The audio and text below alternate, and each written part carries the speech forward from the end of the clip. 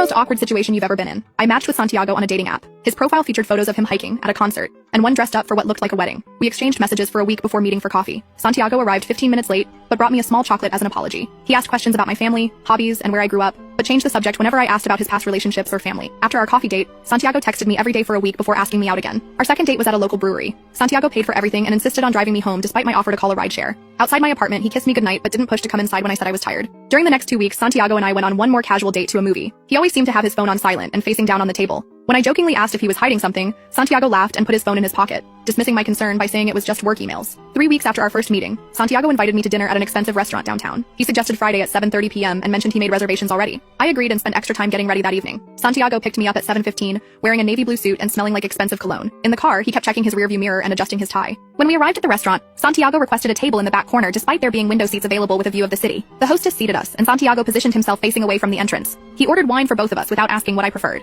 Santiago kept the conversation focused on me throughout the appetizers. Whenever I tried asking about his family, he would redirect with a question about my job or compliment my appearance. His behavior seemed strange compared to our previous dates, like he was more nervous or distracted. Halfway through our main course, Santiago placed his hand on my knee under the table. The gesture felt oddly possessive rather than affectionate. As I was about to say something about it, I noticed my mom entering the restaurant. My mom, Tessa, was dressed in a black cocktail dress and heels, clearly there for a dinner date. She appeared to be looking for someone. Since Santiago's back was to the entrance, he hadn't noticed her yet. I started to raise my hand to wave when I saw my mom's face light up as she spotted our table, or more specifically, the back of Santiago.